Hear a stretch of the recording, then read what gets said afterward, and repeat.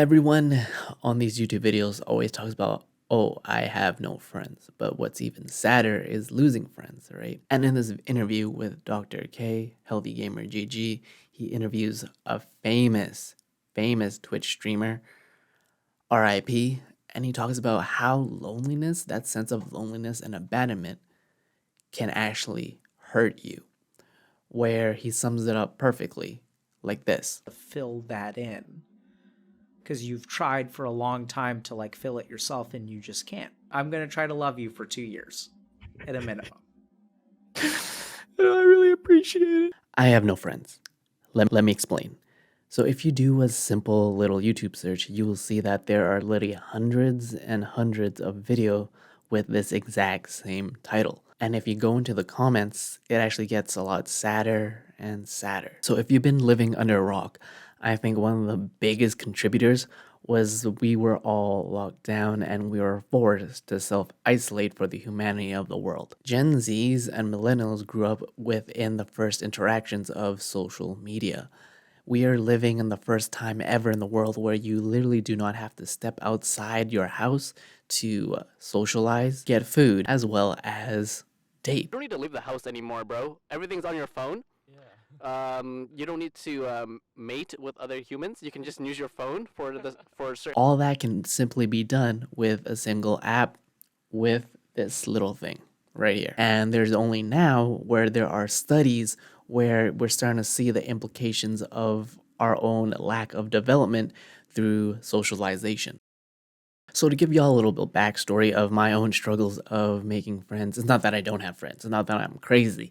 It is not the fact that, oh my God, I am so socially inept that I have the inabilities to make genuine connections.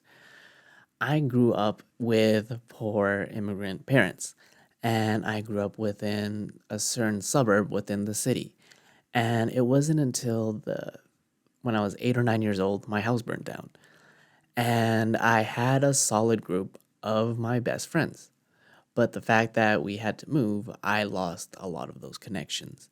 And when I moved into my newer neighborhood, it was a lot more tougher, you might say. People had their guards up, and I was able to make certain amount of friends here and there, but they weren't the nicest or the right people for me. And fast forward going into elementary and high school, I began to slowly lose myself. I had issues of trying to socialize. I had social anxiety, and all I ever really wanted to do was run and hide into my shell.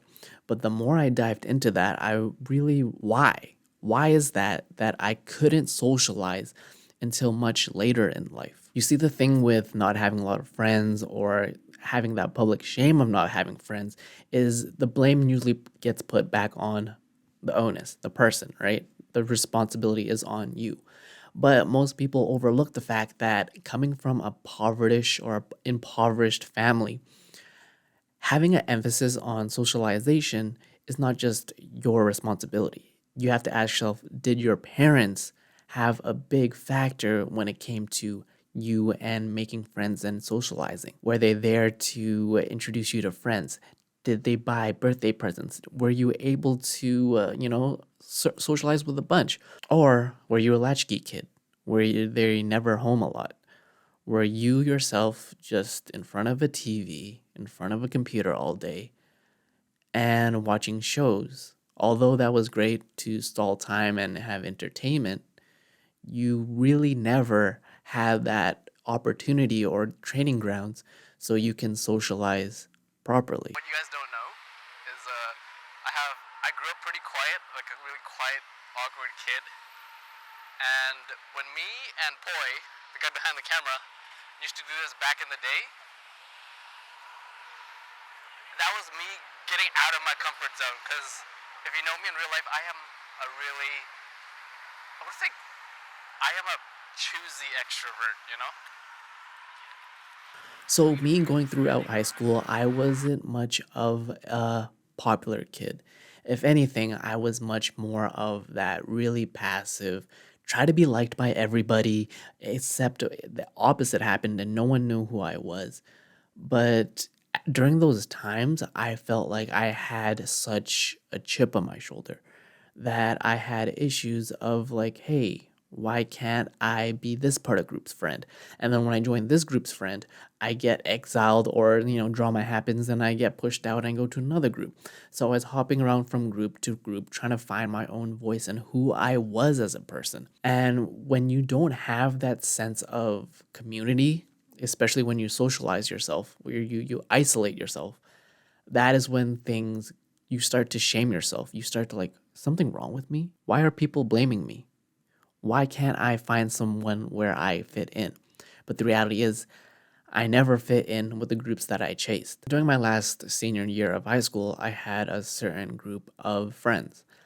But unfortunately, these friends move out to different cities, you go through different universities, then you realize what was holding y'all together wasn't necessarily friends, right? I eventually outgrew them.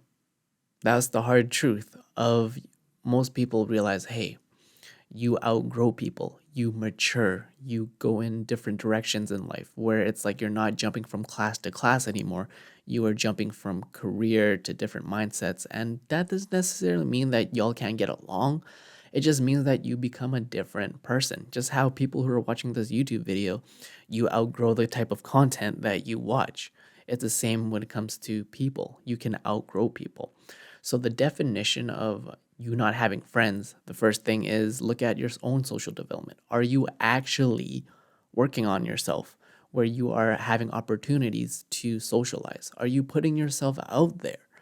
That's something that I am guilty of, right? Me being a shut in and video editing all the time, I don't actually have the opportunity where I can put myself in uncomfortable like situations and constantly learn, right? Having soft skills.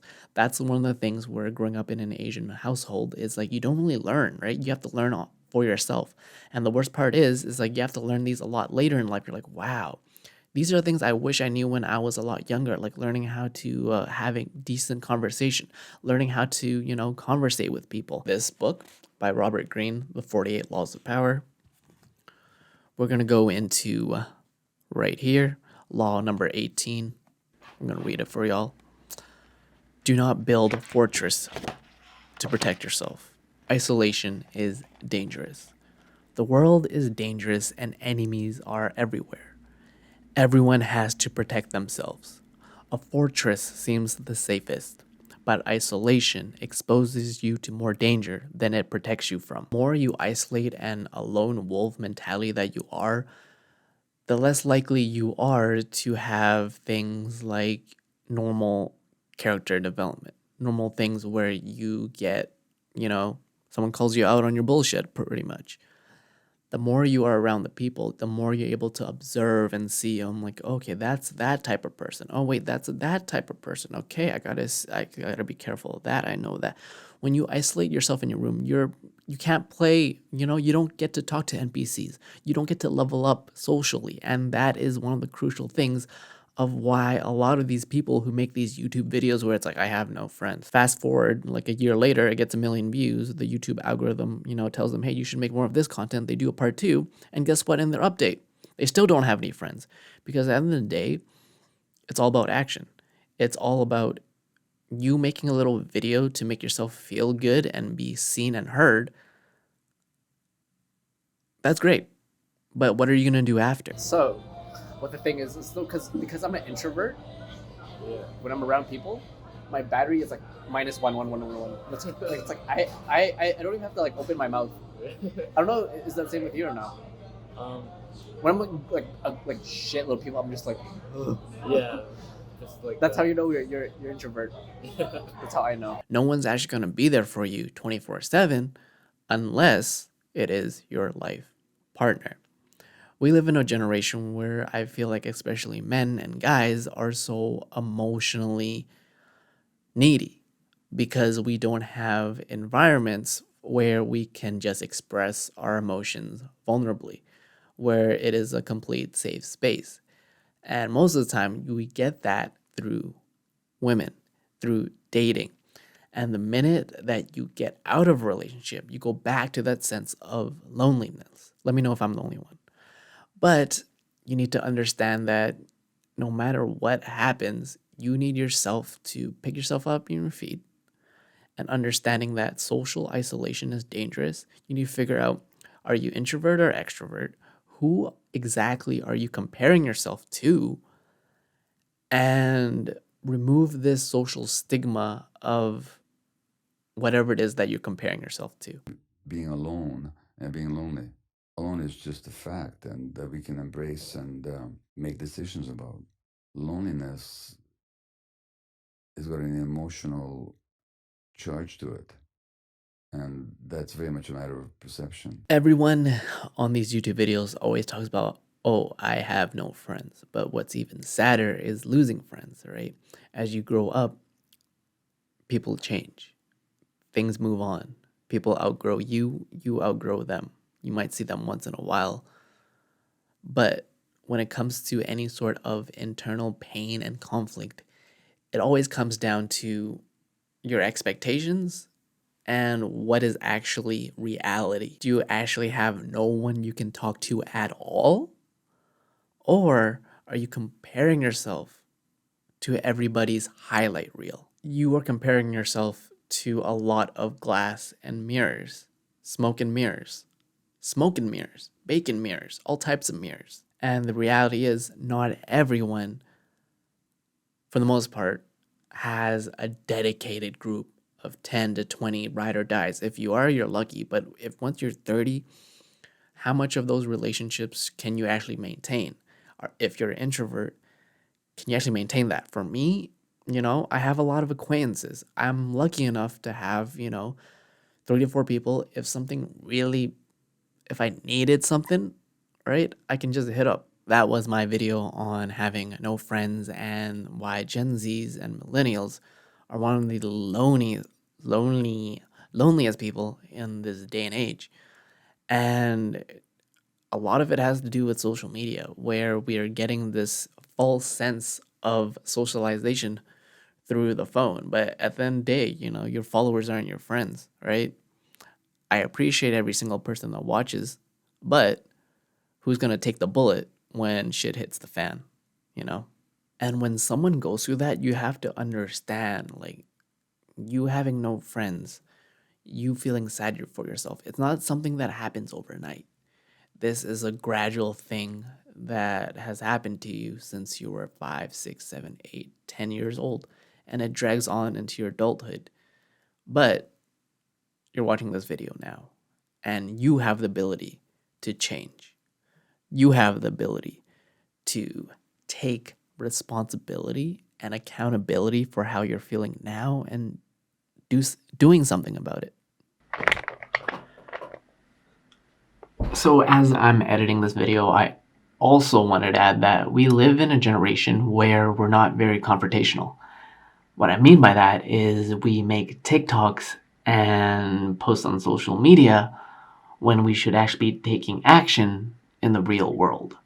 What I mean by that is a lot of people rant and complain to social media when instead the situation could be dealt with in real life. Like, we used to live in a generation where you can walk out, smile, and say hi to your neighbor. But now, not so much. Or maybe that's just a Vancouver thing.